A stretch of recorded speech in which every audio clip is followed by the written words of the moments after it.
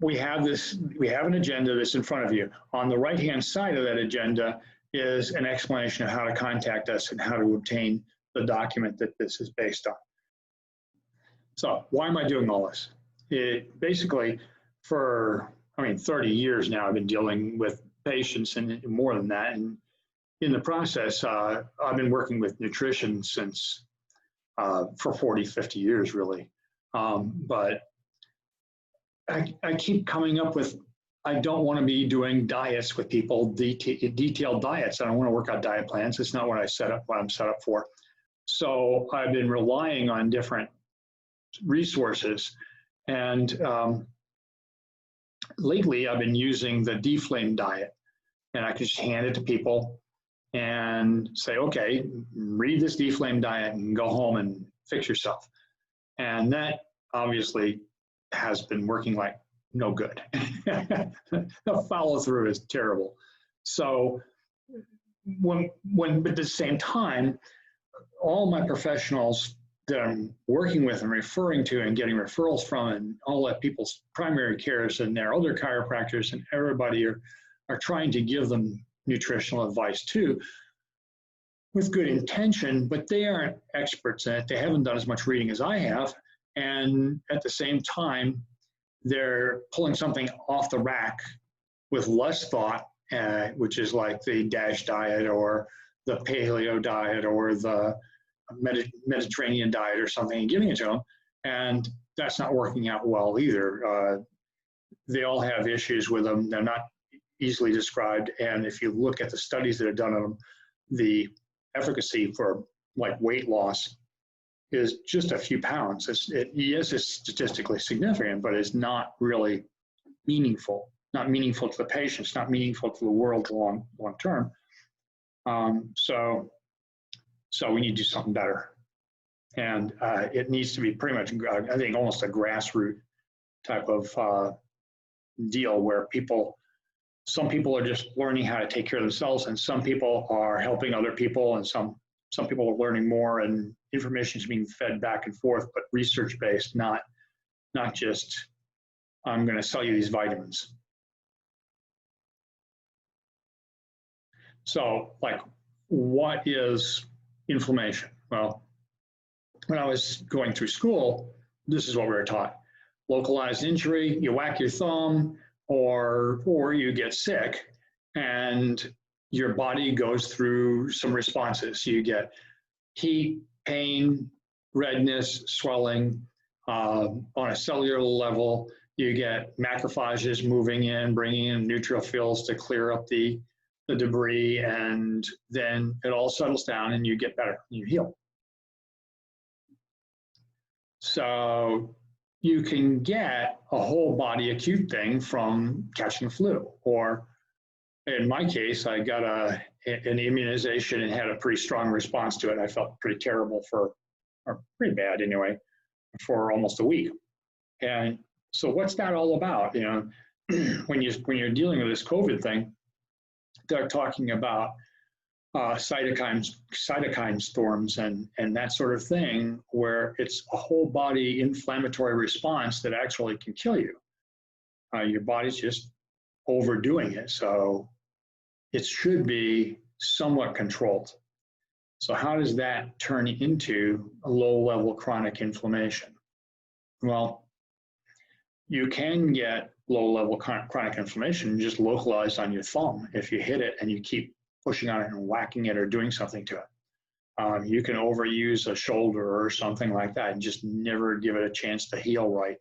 And you end up with degenerative tendons or joints or something like that, just caused by that. Whole body stuff, usually you don't end up going with the flu and it never clears up. What happens though is something like, I was just reading something today where they were talking about inflammatory problems with the mouth and causing cancer. And they've got things with periodontal disease being associated with heart disease and atherosclerosis. So it's the same cells, the same kinds of cells producing same kinds of chemicals, that are being distributed through your body in general and affecting you overall, bringing down the quality of your life, but also making you susceptible to some ongoing damage. When we're looking at that person in the middle, if you're an animal and you're bitten and you hide in your hole, what's going on, you know? You feel like hiding in your hole and you feel terrible and you don't come out of your hole. Well, that's because your body's cranking out a whole bunch of these chemicals, tumor necrosis factor and cytokines, that cross the blood-brain barrier. They affect your brain, and your brain becomes inflamed, and you go into depression. Your body goes into depression, and it stays depressed until you heal enough to come out and go eat some things and run away from things and fight again. So that's a normal response. Short-term depression associated with short-term body inflammation or disease. Chronic inflammation can cause long-term depression that doesn't clear up, and it can go back and forth. So this table, this is like comparing a pro-inflammatory and a deflamed state diet. The pro-inflammatory diet is refined sugar, refined grains, grain flour products, trans fats. You don't see trans fats as much because people are wising up and FDA is wising up. Refined omega-6 seed oils, corn, safflower, sunflower, peanut oil, which actually will produce cytokines, will produce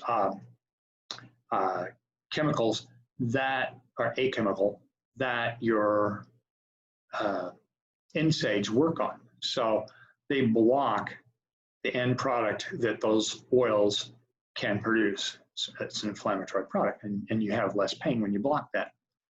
So a deflamed state, you've got grass-fed meats and wild-caught fish and shellfish and chicken, and just go down through the fruit, spices, etc.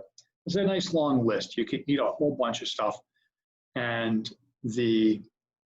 so it's a diet that you can go a bunch of different directions from, and you notice that meats are in there.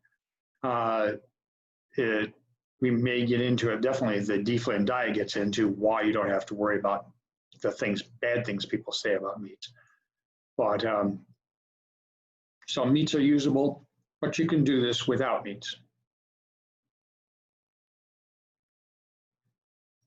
So this is from the deflamed diet, and they did an experiment where they took 2 sets of pigs and they fed one set of pig. The ones that ate the corn diet had 3.4 pounds of corn a day. The other group had 14.5 pounds of food a day made up of this list. So at the end of the experiment, the corn-fed pigs weighed a lot more, had high blood pressure, and all kinds of problems that you would see in a person that ate a terrible diet.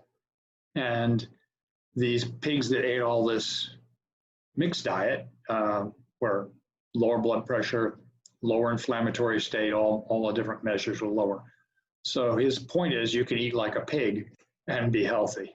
I mean, it's a difference of if you ate a third or a fourth of what these pigs did, which is the deflamed pig diet was almost 1,000 calories more, and they came out thinner. So you can eat a lot of food, including meat, and be healthy. So here's low-level inflammation. These are the things that it causes. I mean, it's involved in all these things and not just a little bit. And some of them is the major player. They feed back and forth so from one problem to another problem to another problem, because once you get sinusitis, all of a sudden you got more low-level inflammation from the sinusitis. So the cold and flu is worse, and then you're stuck into more of it. So but it's a list, and it's a list that should impress you as to why this stuff is important, why it's worth working with for a long time. This is not a small project. I mean, it's something you make some big changes with and make them fairly easily. But if you're trying to really fine tune it all, it takes work. The general markers of inflammation. So the biochemical stuff that you can measure of fasting glucose,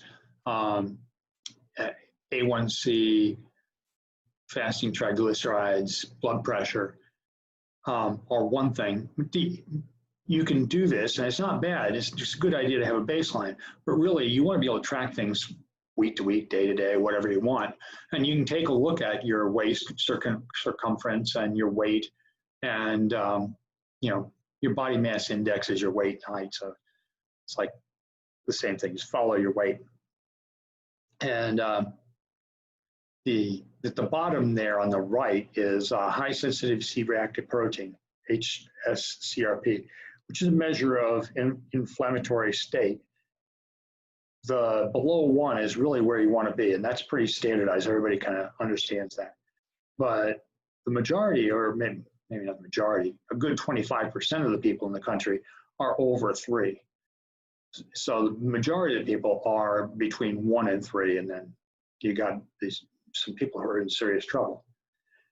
The vitamin D is at the bottom, and vitamin D is worth checking into. That's a lab test that I think is worth doing at least once, probably more than once, to see if you're having the effect you want, because it's surprising. What people will recommend when your vitamin D is low, usually they don't know what they're doing, and they don't recommend enough vitamin D.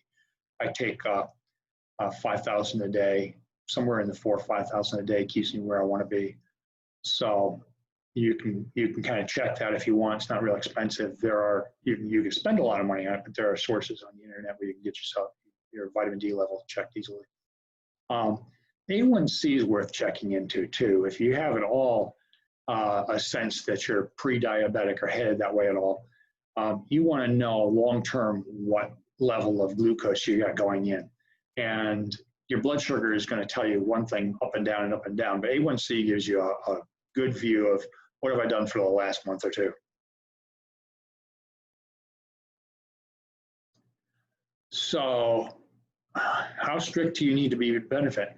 And well, you just looked at the list of things that you can measure that are convenient. There are other things that you can measure, but those will get you plenty of a sense of where you want to go. Are you on track? So how strict do you need to be? Are you losing a little bit of weight if you're overweight? Are you don't have to lose it at a tremendous rate. If you've got a good diet going in and you're losing a little bit of weight, then your body's probably right on track and you're doing just fine. How much can you how much can you cheat is comes down to the same thing. If you find out you're starting to gain weight and you wanted to not be gaining weight, or if your weight's going up while your legs are getting smaller, your waist is going up when your legs are getting smaller, then probably not doing well. Just pick out some things that give you a pretty good idea of where you are and set up to where you want to be and measure it. Yeah, all right, questions. Do you have any questions?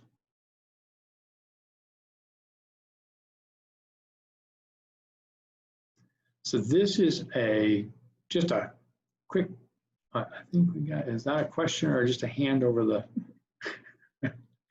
just a hand. So, so this is a kind of an overview, no, it's not. It's a quick picture of some of the materials that are in the document that you can access.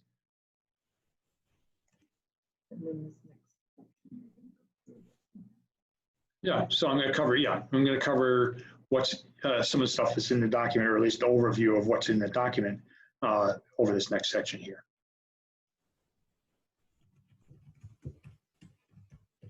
So this is a disclaimer, and I think it's worth doing, is that these are my opinions.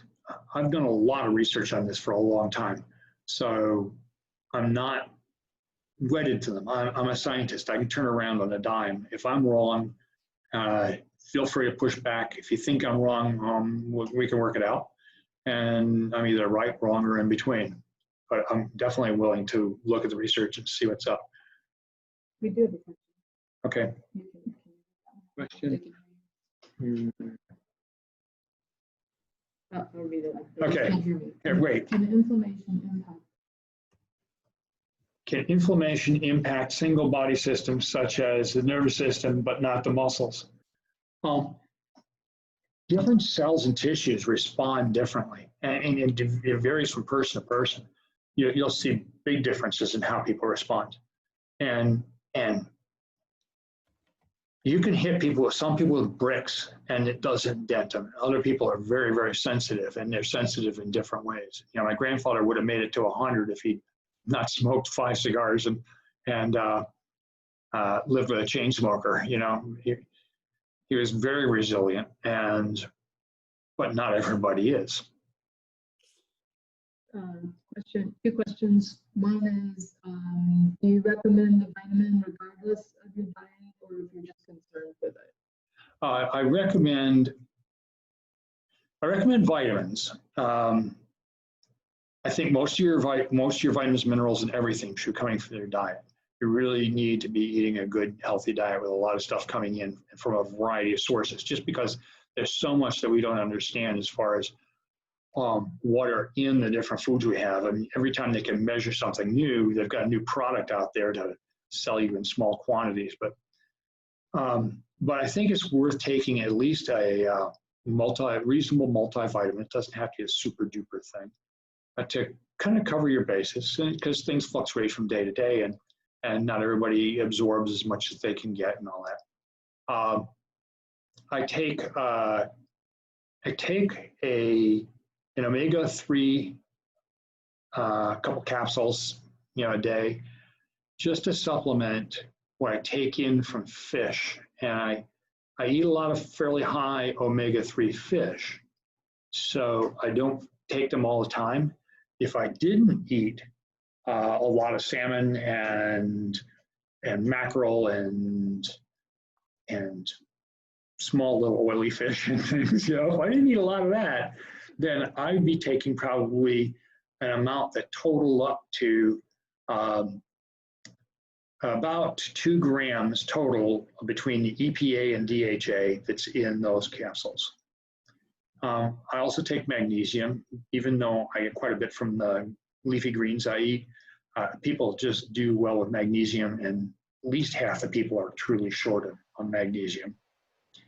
And I take vitamin D whenever I'm not out in the sun a lot. So that's just my personal, what I do. And question, how long does it take to deflame your body? You can make deflaming changes within days to week. I mean, things will change. When they've done some studies, they've changed people who they've fed like high fructose diets or something, and then take them off the high fructose diet or whatever, and they've changed back within a week, and they've improved significantly. So, I mean, long term, a lot of things maybe need to heal and recover. The reality is it takes longer for you to make the changes in your lifestyle and diet than it does for your body to respond. Do you have any comment about, somebody commented about mercury in fish? Yeah, mercury's, okay, so you don't have to worry about mercury in fish oil, because mercury binds mainly to the proteins, and the fish oil doesn't have any protein in it. So, so if you're taking a supplement with fish oil, you don't have to worry about mercury. If you are eating fish that are high in omega-3s, they're usually, a lot of them are high on the food chain, which would be like tuna and swordfish and salmon. So depends on where you get it. The tuna raised my blood mercury, my body mercury level to 97th percentile when I tested at one point, but I was eating like 6 pounds of tuna a week.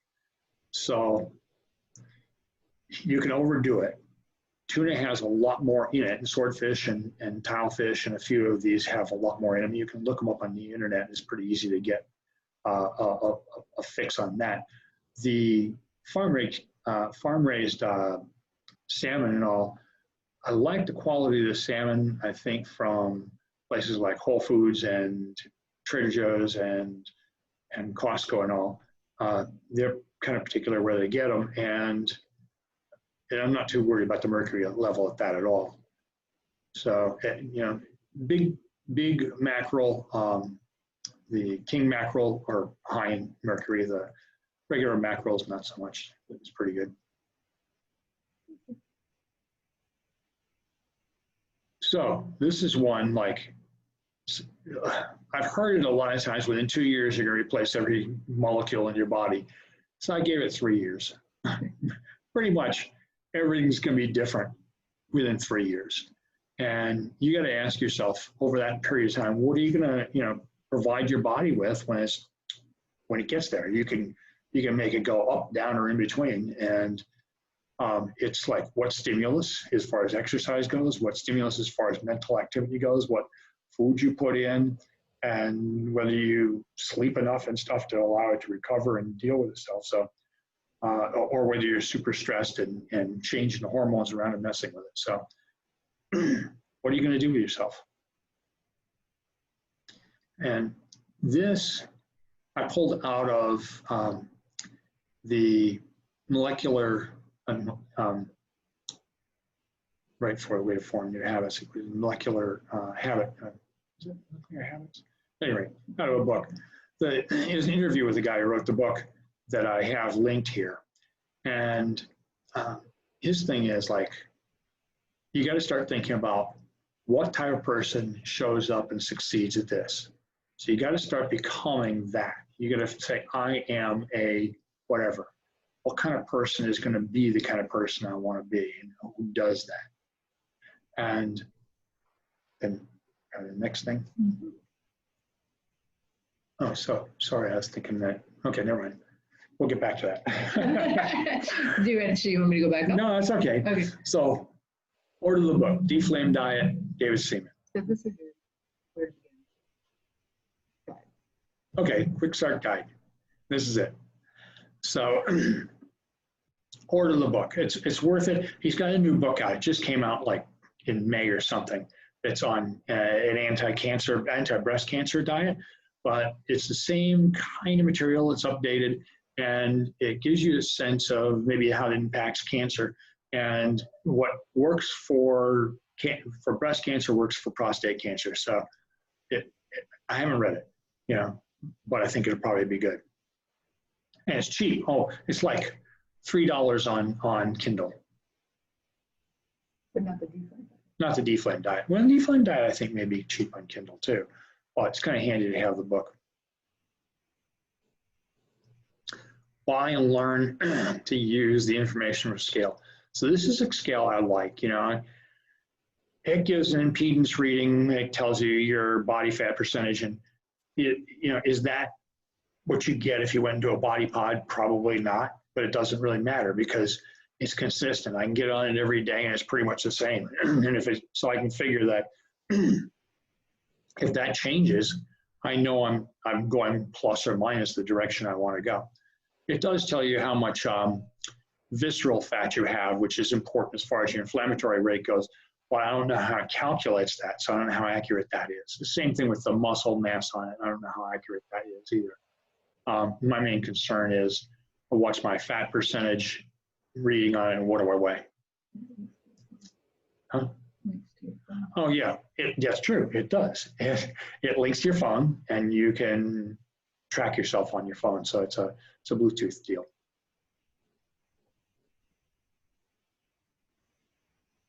Oh, watch David Seaman's videos, The Big Fat Cholesterol Myth, parts 1 and 2. So some of these videos that I'm recommending linking to take a little patience, don't get discouraged if the diagrams, and a lot of this can get kind of biomolecular looking diagrams. If you don't feel like memorizing all the different and following all the different biochemical patterns that they have, that's fine. The main thing is for you to watch enough of it and get a sense that you can have confidence in their recommendations. The recommendations are not that difficult to understand, but you do want to know that when you're talking to somebody else and they hand you another diet, they say, oh, look at this new fad, or this isn't good, or what about you're eating too much red meat, or your cholesterol is going in is too high, you've got to change this. You have to trust that these guys know what they're talking about. So watch enough of these to understand at least that. So Robert Lustig's videos.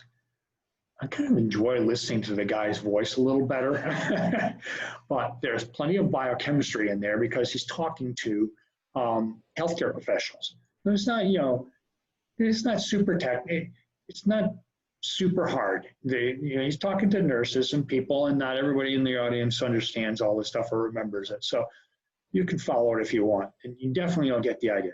But his deal is the toxicity of fructose. Now, fructose truly is a toxin. Now, fructose that you're getting from a little bit of fruit here and there that you're eating, if you're not drinking fruit juices, is not going to do you in. But in the quantities that are in these products, fructose acts like a toxin. It causes fatty liver disease, it causes inflammation, it causes high blood triglycerides, it causes high cholesterol, it drives the LLDLs that people are talking about when they tell you got bad cholesterol. It drops down the HDLs. It makes it so your body can't burn the fat that's in it. It makes you so that you're leptin resistant, so that you feel hungry when you're not hungry. Not good stuff. So he's got a reason for his position. So before we go on, there was one more question that came in about going back to the vitamins. Somebody said that they don't eat a lot of fish, so should they take an omega vitamin? Yeah, I think that, there are omega-3 fatty acids in a variety of food, including beef and that sort of thing. But if you're not eating a fair amount of those fish, you probably should be taking a fish oil supplement. I would recommend taking a fish oil supplement. And there again, I try to get about 2 grams, 2,000 milligrams of the EPA and DHA when you add the numbers up. If they get a fish oil and it doesn't tell you how much EPA and DHA are in there, just don't buy it. You really kind of want to know. And when they process, unprocessed fish oil is not very strong. You got to eat a lot of this stuff if it's not, if they haven't got to give you those numbers. So the numbers can be either, the fish oil can be processed by distillation or by, I think, a filtration system. And the micro distillation, it increases, it pretty much doubles the strength from the other process. Either way, if it's not processed, they won't give you the numbers and can't give you the numbers. And you want to know.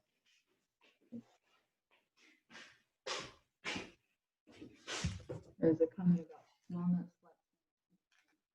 Right, that's true. Walnuts, flax and chia. Yeah, chia is, I think, higher than, well, flax, they're, so,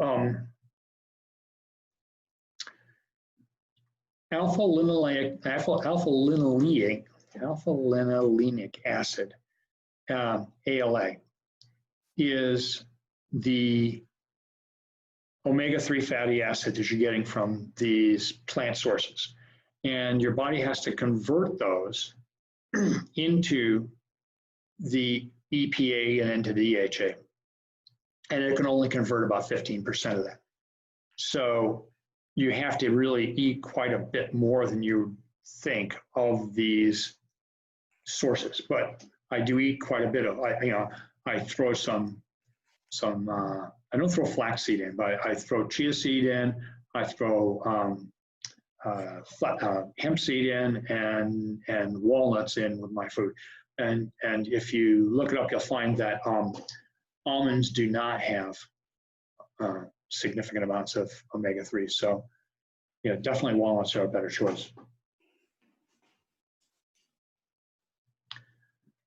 So, right, we've got these two sets of videos and that I mentioned, and the two people.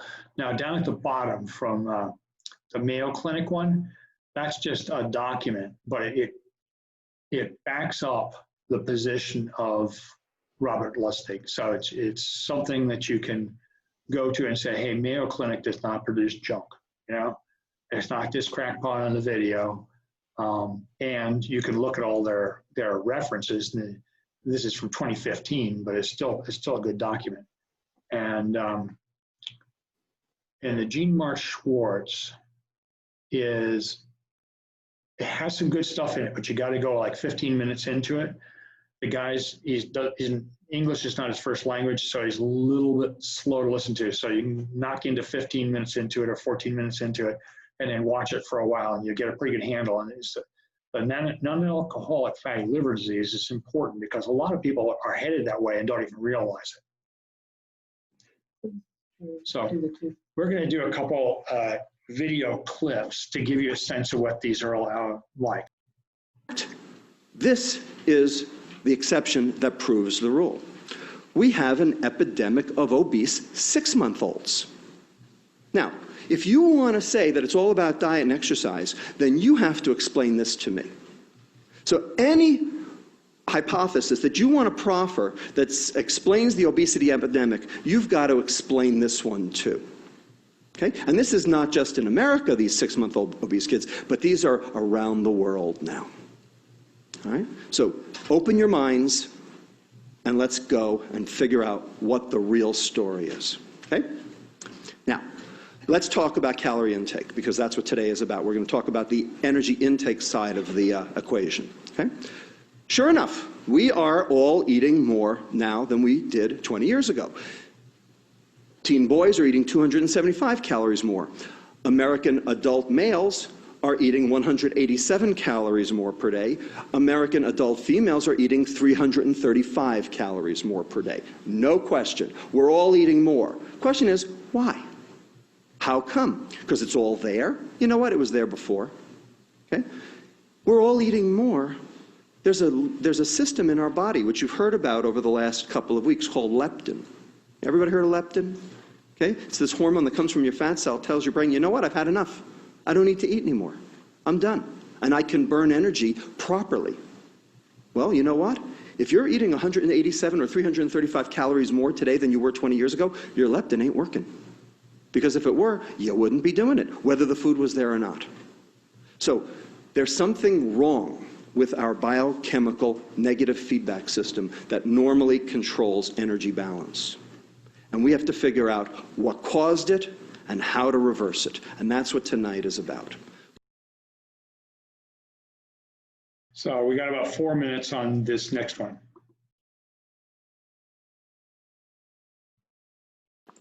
First and foremost, whenever we think about cholesterol, we focus on the total cholesterol amount and how high supposedly bad LDL cholesterol is, and how high supposedly HDL cholesterol is. And we've all been told for decades now that the reason why problems develop is because of basically too much butter and meat. Well, this is ridiculous. If one only ate cookies that have been prepared without fat and just with sugar and flour, the cholesterol problem that I'm going to describe right now would develop. But the average person eats combinations of foods. We eat sugar, flour, and fats along with it. And the most common fat source will be our refined oils that we get in our fast foods and all of our packaged goods. So we eat this. We put these foods in our mouth. It goes to our gut, becomes sugar, flour, and trans fats. And then into the small intestine, the sugar and flour become glucose, and the trans fat, of course, is trans fat, and both get absorbed. Once in circulation, we have a high blood sugar event called hyperglycemia and trans fats. And it turns out because since people eat so many calories of sugar and flour, the average American lives in a high blood sugar state most of the day.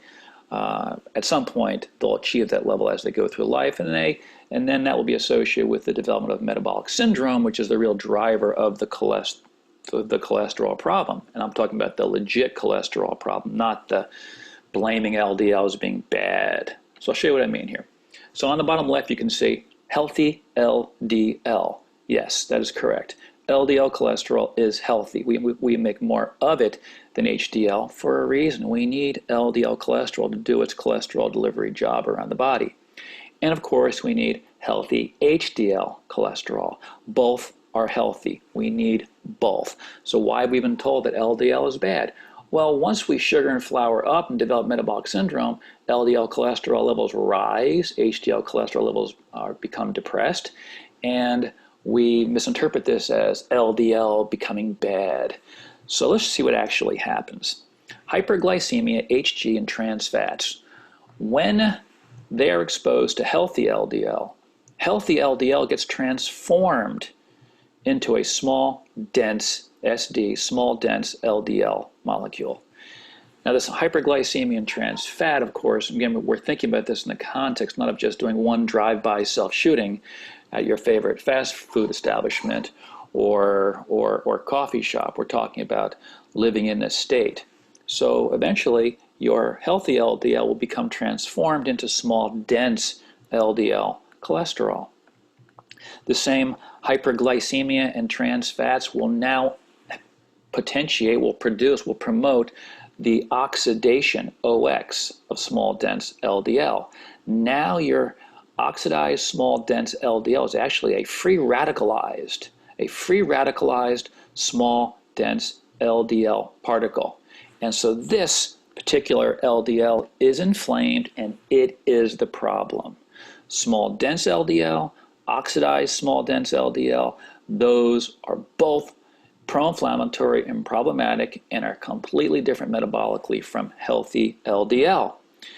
And HDL is always given the pass as being healthy, but it too, when exposed to sugar, flour, high glucose levels, and trans fats, becomes inflamed.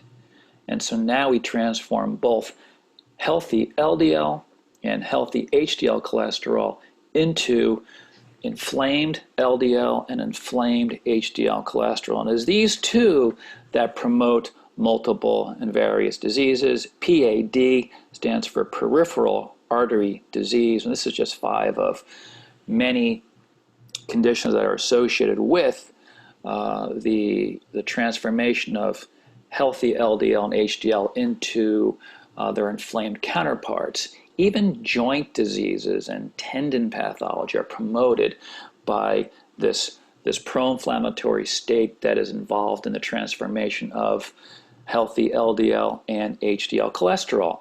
So, yeah, in addition to that, when your body is being fed a lot of fructose and it's being turned into fat in your liver, the fat in your liver is inhibiting the burning of fat. So your body is like going in a storage mode. When it's in a storage mode, it doesn't want to be burning things. It wouldn't make sense, particularly, to be burning a whole lot of fat while you're making a whole lot of fat. It's not a very efficient system. So it's set up so that when it's storing the fat and creating this storage thing, it doesn't burn it. So then your liver is stuck with a whole bunch of stuff being stored that it can't get rid of and not being able to burn it. That's not a good situation. You get fatty deposition. So a couple things here. The My Food Recipe Nutrition Calculator is kind of a handy thing. You can go in and look at different foods. There's a lot of different ways you can get at the different contents of foods, but it lets you look at it from kind of a food label look to a little more detail. And so if you want to work on your diet, look at it I kind of want to look sometimes to see how much fructose is in a particular fruit, for instance, or whatever. And I think you'll find if you look at fruits and fructose that you can eat an awful lot of peaches. The fun but true one is just, I think, a very accurate total slam on the food industry and the American Heart Association and cholesterol and the whole bit. Guys, I think he's hysterical. You may not like him, but feel free to click on it and watch. The prevalence maps to just, if you need motivation on why, as to why we would want to work to help other people understand this material and kind of spread the word, just take a look. You can see what's going on with that. In addition to it, the binding sites that COVID-19 binds to on your cells is those sites are increased when a person has low-level chronic inflammation. So that causes an increase in binding, as well as a greater susceptibility to being killed by it. Because all the things that are killing these people, all the people who are dying are people who are suffering from low-level chronic inflammation. So I've got some diets now that I'm going to kind of go through at different points and get together with people if they want to discuss them. The deflame diet, it's my kind of go-to, so I want to hit some of that and work with anybody who's interested in going through the book and seeing, discussing different portions of the book. I don't, it's not something you want to hit in one day, but you can hit a number of chapters on several different occasions. The Whole30 elimination diet is one that different people have different food sensitivities. And I've used this a lot to determine if they have something that bothers them, because it's easy to use. The Whole30 diet is based on a paleo diet, so you can eat meat with it, and people tend to find that easier to follow. So you just eat that stuff and only eat the stuff that's on it, and then wait a month or 30 days and come back and try out the different things you think might be bothering you. You just try them one or two at a time, see if you feel bad. And if you feel bad, then you take them back out again and try it again in a week or so. And if you feel bad twice in a row, you're probably on to something. So I use that quite a bit, but it is a high meat kind of diet, and it's it's a paleo kind of thing. I've used a modified Mediterranean diet that is an elimination diet before, and it's just hard for people to follow, but that's doable as well. The plant paradox diet is a type of elimination diet, getting rid of lectins. And his thing is lectins are bad for you, and that's true. Plants don't like you eating their seeds, and they don't like you eating their leaves or a lot of other things too. So there are fairly complex little proteins that plants produce that can mess up your intestinal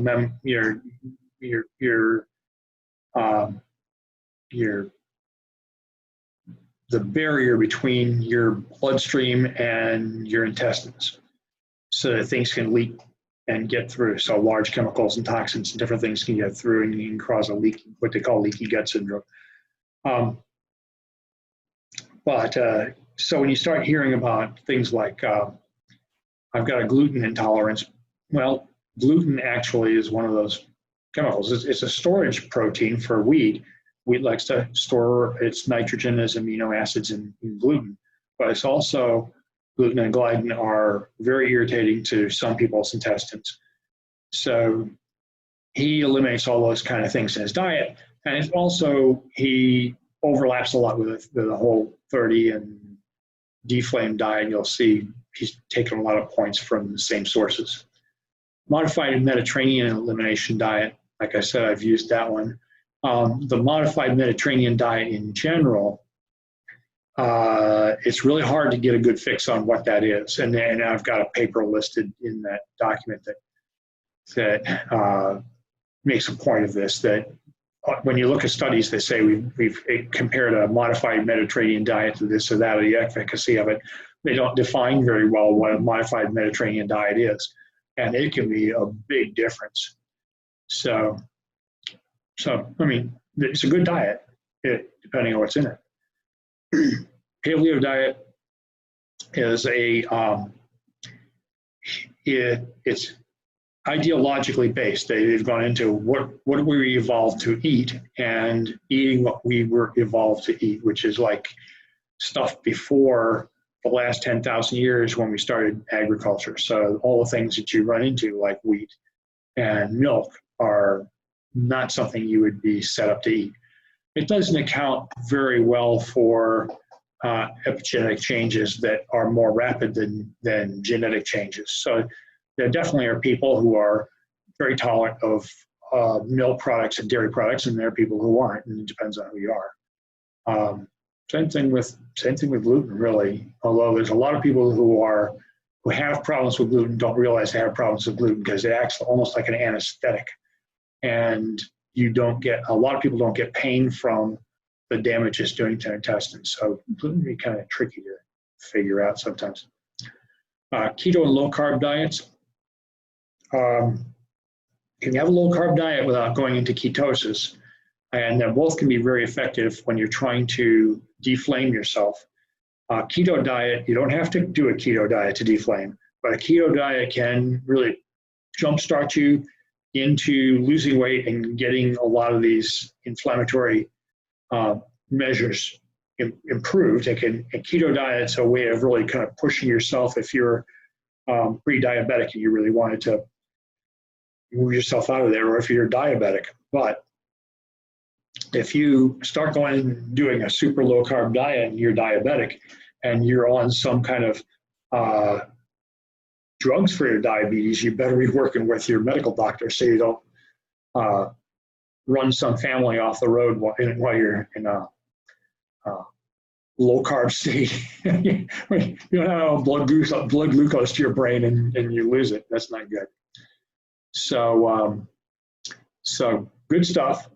Just be careful of that if you really are in trouble. Be careful how hard you start and who's involved in managing it, if you're taking metformin or something like that, or insulin or something. Plant-based vegetarian and vegan diets are they're good. You can do them. They take a lot of work if you want to do well with them. But when you look at the research and the people recommending them, there's a lot of bias based on animal rights and sympathy for animals and stuff that bleeds over into it. That's not, I think it bleeds over into it. It just biases the research and it biases the recommendations. So it's cool to do it, know why you're doing it, and be careful of people telling you that red meat's bad or that saturated fats are bad.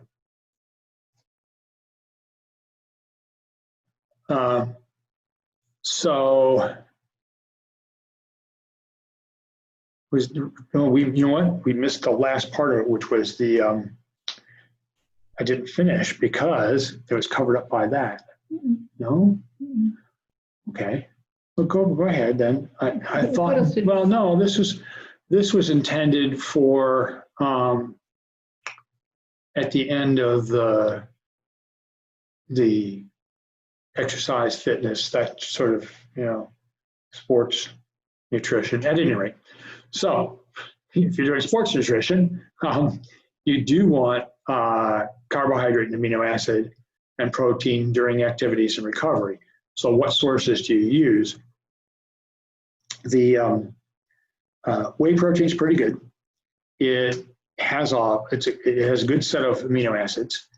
It doesn't stick around in your stomach long. So if you eat whey protein an hour before or drink whey protein an hour before you exercise, it's gone by the time you start the exercise. You can use it either during the exercise or during your recovery. It's amino acids and whey or whatever protein you've got are better absorbed when there's carbohydrate with them. You want to be replacing your glycogen. If you're doing a long event, like a marathon or something, you want to be doing goos or something like that as you go along, or drinking it in your drinks, so that you're absorbing the carbs as you go, so that you're not running yourself out of them prematurely.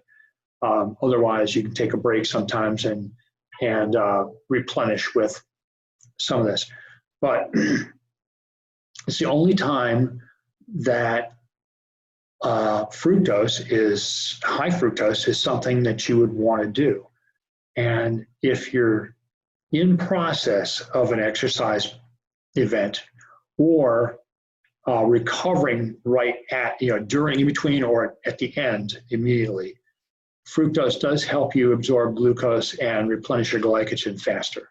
So it does help you recover faster. You just don't want to do it like after 15 minutes after you're done exercising. You really want to be moving on to glucose sources rather than fructose sources. Epigenetics. So epigenetics is you can modify how the genes you have respond by turning them on or turning them off, methylating them or acetylating them, and that can change how you respond. So a person who is an obese father, even though almost the only thing that goes across in a sperm is the DNA, along with the DNA is stuff attached to the DNA that modifies how it behaves. So if you're a dad and you're obese and you have a child, that child has a tendency to be obese. And when they've done it with mice, they've stressed mice out, and they've had the effects of stressing a mouse out last 6 generations. And the mice, it wasn't a cultural thing where it's passed on, it was just the genes. So when we're looking at people and the effects we have and what we're doing to ourselves, it has an effect on the future. So questions? So we had one question came in is about soy products. What about soy products? You have in moderate to small quantities, small to moderate quantities is good. There's good stuff in soy, but there's a whole bunch of different chemicals that act like estrogens or different, anti-estrogens, estrogens. They modify your body's response. So you don't want to eat a ton of it, and you want to be careful about supplementing some of those chemicals that come from that. People kind of got into that maybe 30 years ago or so, and because of the decrease in breast cancer and stuff with people taking soy and all that. It's just, you don't want to take too much because it can mess things up the other way around or in some unintended way. So eating some tofu, fine, but drinking soy milk like a quart a day might not be such a good idea. I don't know exactly what the limit is, just good stuff. Just it should be something that you just eat as you go along, not something that's a main component. I bought a soy protein isolate by 50 pound drums of it when I was in chiropractic college. I was a vegan and I wanted to maintain my protein, and I found out what the best mouthfeel that Purina had, and bought it and was running around like somebody with pounds of cocaine and running around the campus handing out pound bags or kilogram bags of protein. It wasn't a great idea, but I was also buying 25 pounds of carrots at the time, so I was sugaring myself up like massively. So I've tried a lot of things, and not all of them will work so well. Yeah, I cook stuff in masses, if I'm going to go to the trouble of making something, I'm going to make 2 gallons of it, literally. And I especially do that when I'm using up stuff that's been around for a little while. But so I'll make up 2 or 3 batches of different kinds of stews and that sort of thing. I'll have one that's lamb and one that's chicken and some other thing I've made up, and vegetable maybe thing. And then I may also cook a large crock pot with a 6-pound leg of lamb in it, and then cook up 2 batches of just vegetables and have 2 different kinds of vegetables on the side that can be mixed in with it. Or so I'll have a stew that can be modified in 2 different ways, and they'll keep in my refrigerator for a couple of weeks. So we've got 2 or 3 big pots floating down there, or the breakdowns from them. And then amongst that, I throw in fish fairly regularly. So I eat quite a bit of fish. And I mean, I go to 10A Market or someplace where I can get a reasonable price on mackerel or bluefish, or things that are inexpensive and high omega-3. And then I mix that in with some salmon. I like to eat raw, Shara doesn't, so I'll eat some. So I'll grab it, I'll eat some raw, and then I'll cook up the rest of it for the 2 of us for another meal, and I just keep it moving and mixing and varied. We've got some large chunks of Trader Joe's chocolate that are available sitting out there if we want it. I've got several kinds of nuts and that I've kind of keep around, multiple kinds of fruits, a lot of berries. I mean, if you like blueberries or berries, they're not going to mess your blood sugar up. You can eat handfuls of blueberries. You want to lose weight, that's probably and you want to get your blood sugar down, just start gobbling blueberries. They'll give you something to chew on, and at the same time, there's very little sugar in them. How anti-inflammatory are prepackaged meal plans like Nutrisystem and Atkins? Yeah, so prepackaged Nutrisystem or Atkins, and how deflaming are they? They lack a bunch of stuff. They just aren't really whole foody good things. They're better than nothing. They're better than a lot of things that people eat. It's like, if you read the Deflame diet, I mean, he snacks on protein bars. He has, if he wants to binge, he eats too many protein bars, whatever. So it's not like you can't eat that stuff, but it doesn't have the variety of fresh things, and you lose some stuff. I'm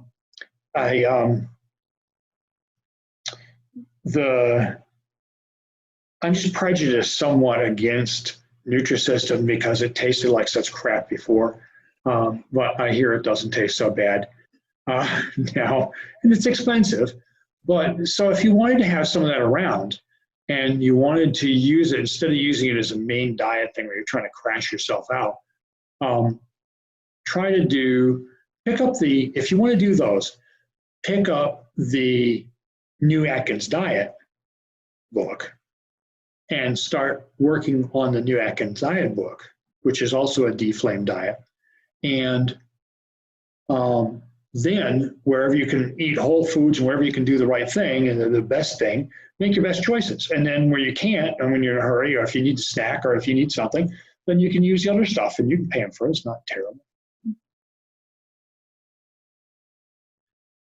Olive oil. So we just went down to the olive oil tap room if you want to spend a few bucks, a little extra bucks. But so they'll give you use extra virgin olive oil. Fine. Extra virgin olive oil will help you be not cheated by somebody mixing it with canola oil. But it doesn't tell you which olive varieties or how good the stuff is. And they vary a lot in that the main the most popular olive oil that's being planted and raised has the lowest levels, or some of the lowest levels, of the preferred fatty acids in them, and the phytochemicals that give it its strong flavor and color. Though those chemicals act in ways to help you lose weight. They just act as anti-inflammatory chemicals. So when you bop over there, they have varieties that if you take a big swig, you're going to start choking and coughing like you ate some hot peppers. It has a delayed kick. It was one of the reasons. But the stuff that feels kind of hot and spicy and tastes kind of strong is really good for you. So to the extent that you like that, to the extent that you can find one that just smells the way that you like and use it as a condiment, or use it as a way of making a pesto or some things that you would like to eat, it's good. Otherwise, you can just do Trader Joe's stuff or whatever. The question, what about turmeric? Supposed to be Turmeric is good. Turmeric is very good. It's anti-inflammatory, and it turns your teeth yellow. So it tastes good, but not while you're not raw and not pickled. I think if you go to the Indian store and get some pickled stuff, you're not going to like it. If you try and eat it raw, you're not going to like those little tubers.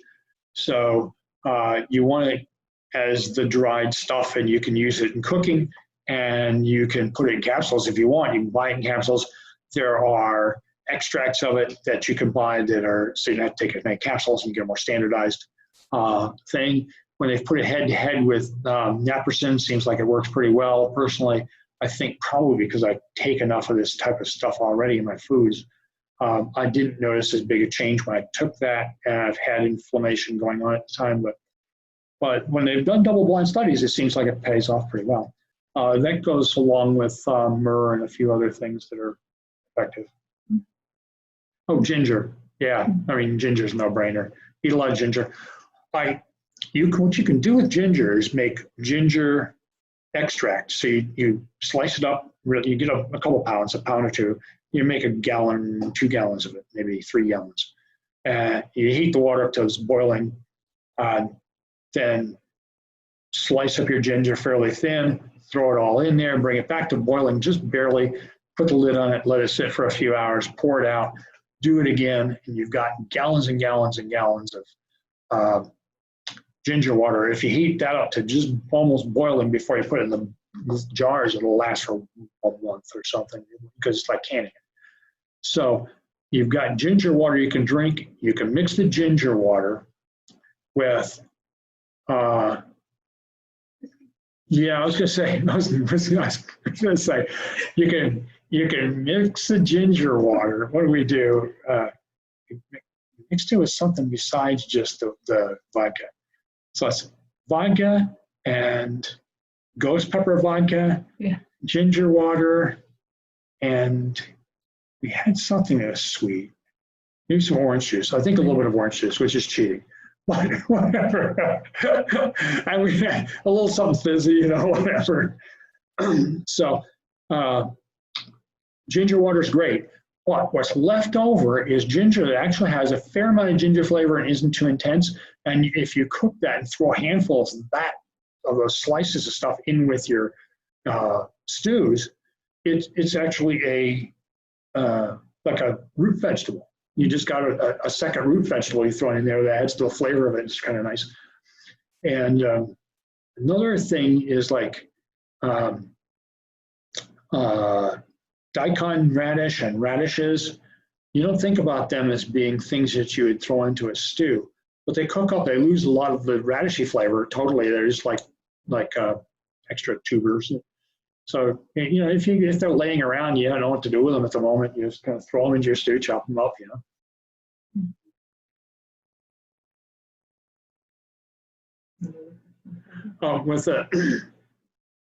You got chicken on there. Chicken thighs are probably to be avoided if they're commercially fed chickens, because they just feed them grain. They're not running around eating worms and various things that would give them omega-3 stuff. So unless they've been feeding them flaxseed or something of that sort, then they're feeding grain. They're just feeding them corn. And if they're feeding them corn, then the fat in them is not something you want to consume. But chicken breasts have very little fat, so fine, it's not a big deal. You just get some that don't have antibiotics, and it's a good buy. The grass-fed meat and wild game, you can get reasonable priced grass-fed beef at Lidl's. Lidl's Market has that. I get the ground beef is fine, you know. And I use, like I said, a lot of lamb, and they've got some ground lamb there that's reasonably priced.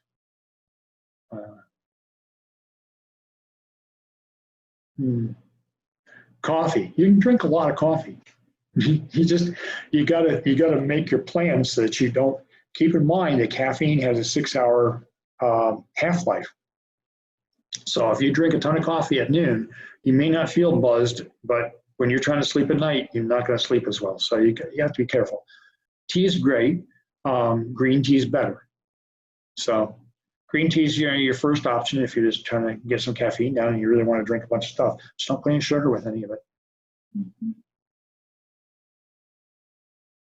So we'll go back to the thing if they want to get Okay. to how they get the. All right. So this is going to be how to contact us or how to get the document then. So really read through this thing and take a look at the sources there, and I think really stay in touch. If you want to go further into the Deflame Diet book, we really need to just take a number of chapters, the short chapters. So you want to grab a number of chapters, go through them, and sit down and discuss them, and then we can just answer questions and figure out how to implement and how to understand it. So there was a question. Right. You know, what are some things? Eat a lot. Just eat the right stuff. You know. Yeah, I know. Well, we eat a lot of nuts. We do eat some almonds. We eat a lot of pistachios that we have to crack open, and that kind of slows it down. We can crack them open pretty fast. So, I mean, really, bacon. Yeah. I mean, you know, so pork fat is not an ideal fat. It doesn't, because beef fat has more omega-3 fatty acids in it, and pork really doesn't.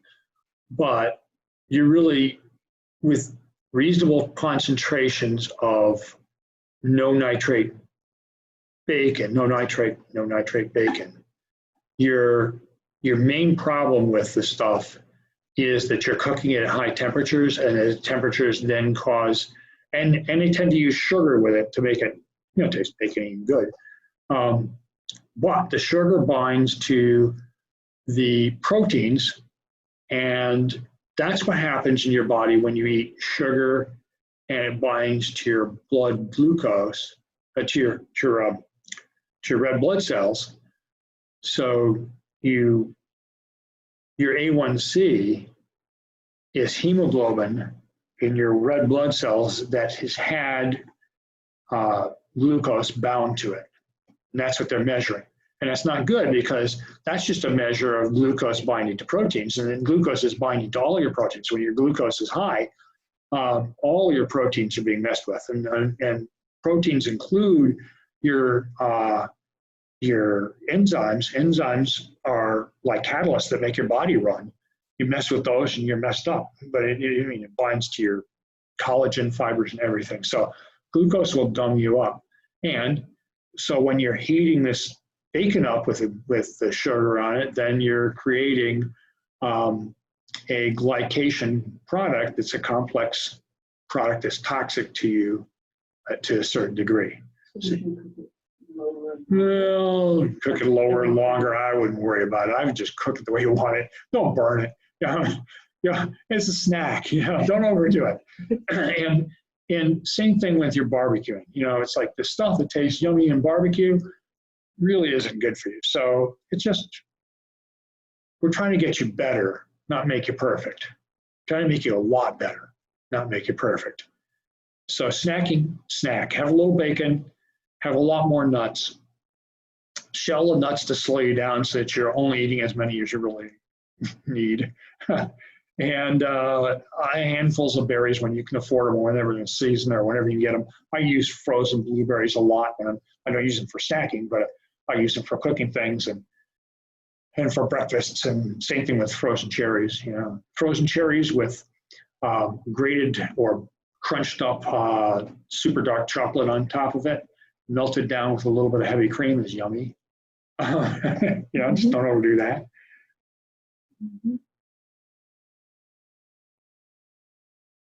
Good. All right. So contact us. We'll figure out if you want to go further and with what you'd like to go further.